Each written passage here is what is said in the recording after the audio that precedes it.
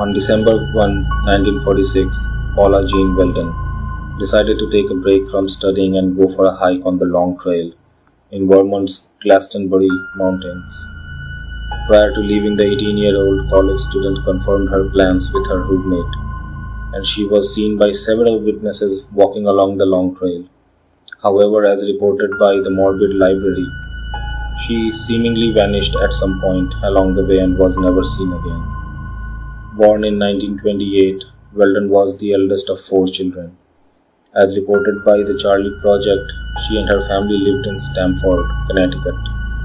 However, during the school year, she lived on campus at Pennington College. The Morbid Library reports she was a typical young woman with an interest in botany and the arts. The Charlie Project reports she specifically enjoyed oil and watercolor painting as well as sketching in charcoal and pencils. She also enjoyed playing the guitar and spending time outdoors camping and hiking.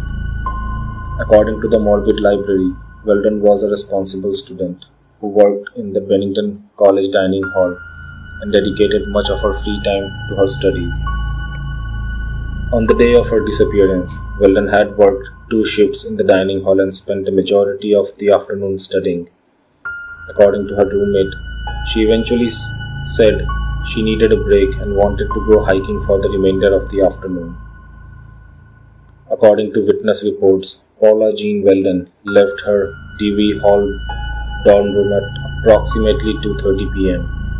She was wearing a red parka, jeans with white sneakers, and a wristwatch with a black band. As reported by the Charlie Project, she was not dressed appropriately for the cold weather. She also left with little or no money. A witness said he found Weldon hitchhiking near the Bennington campus and agreed to give her a ride at 2:45 p.m. The man said Weldon wanted a ride to Glastonbury Mountain, where she planned to hike the Long Trail. The Charlie Project reports the man dropped Weldon off approximately 3 miles from Route 9, where she planned to enter the trail. It is believed that Weldon eventually made it to her destination, as several witnesses reported seeing her walking along the trail later that same day. One witness in particular spoke with Weldon at approximately 4 p.m. According to the Charlie Project, the teen stopped to ask the man about the total length of the trail before continuing along her way. The encounter was the last reported sighting of Weldon before she vanished. The sun set approximately 1 hour after the man spoke with Weldon. Within hours, it began snowing, and the accumulation was reported to be around 3 inches.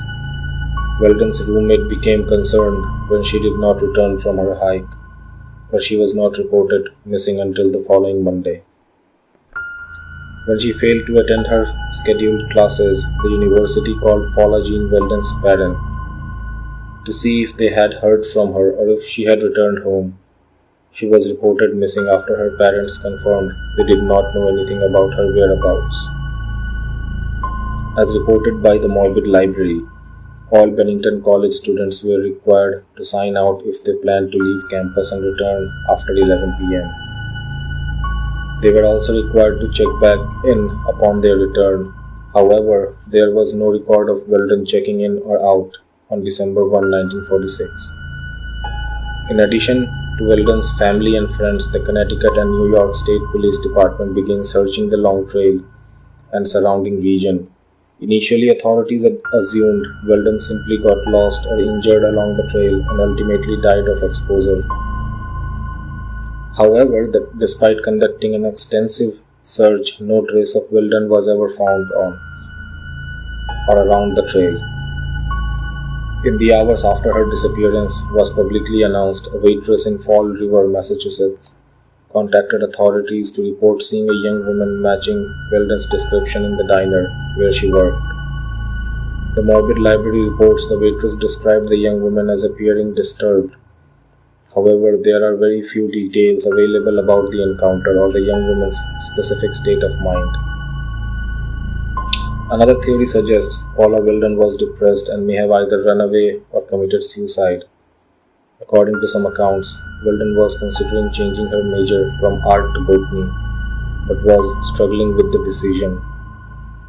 As reported by the Morbid Library, she was feeling somewhat depressed in the days or weeks prior to her disappearance.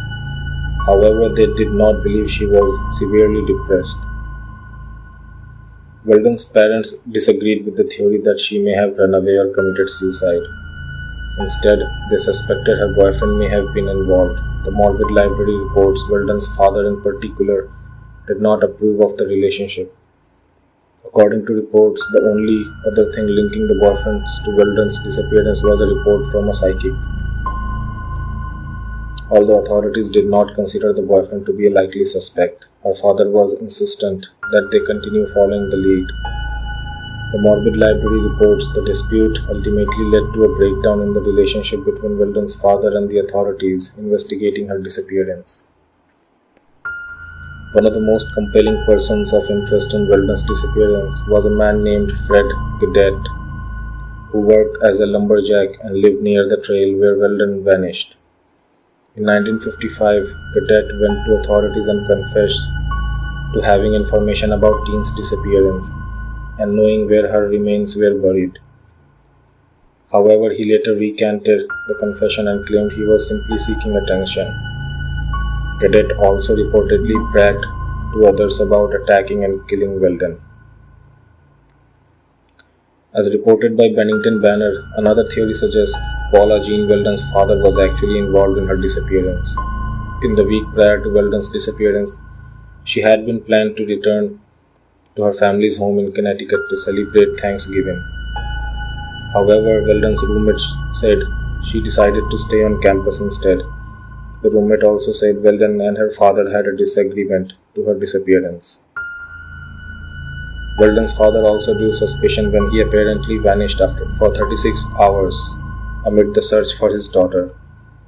Bennington Banner reported Weldon's father disappeared immediately after hearing his daughter was possibly seen by the waitress in Massachusetts.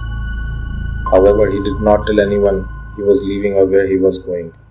In the weeks and months following his daughter's disappearance, Weldon's father was unabashedly vocal in his criticism of law enforcement and his belief that they were not investigating the disappearance to their full ability. He also criticized the state of Vermont for not having its own police force. Other theories have been suggested that Weldon's disappearance may have been related to rumored paranormal activity in the area known as the Bennington Triangle. The term Bennington Triangle was introduced by author Joseph A. Sittree in 1992. According to Sittree, the triangle, which, according to Legends of America, extends in the region surrounding Glastonbury Mountain and includes the cities of Bennington, Shaftesbury, Woodford, and several ghost towns, has an unusual and potentially dangerous energy. According to legend, the region has been a hotbed of unexplained experiences, sightings, and a number of disappearances. As reported by Legends of America, sightings of a Bigfoot-like creature have been reported in the region since the early 1880s, and the mysterious disappearance have been reported as far back as 1945. Paula Jean Weldon was the second of several people to go missing in what would later be referred to as the Bennington Triangle. Legends of America reports there are no known ties between any of the people who vanished from the region, and theories about disappearance have ranged from paranormal activity to a serial killer. Others have suggested unusual wind patterns may account for people getting lost on and around the mountain, never to be found due to the expansive and dense forest. Weldon's case ultimately went cold, and she was eventually declared dead. However, no sign of the teen or her belongings were ever found. She is described as a Caucasian female with blonde hair and blue eyes. The Charlie Project reports she had 3 distinguished scars, including one on her left knee, left eyebrow, and a vaccine scar on her right thigh. Weldon's disappearance brought national attention to Vermont's lack of a state police force. It even encouraged the formation of Vermont State Police Department in July 1947.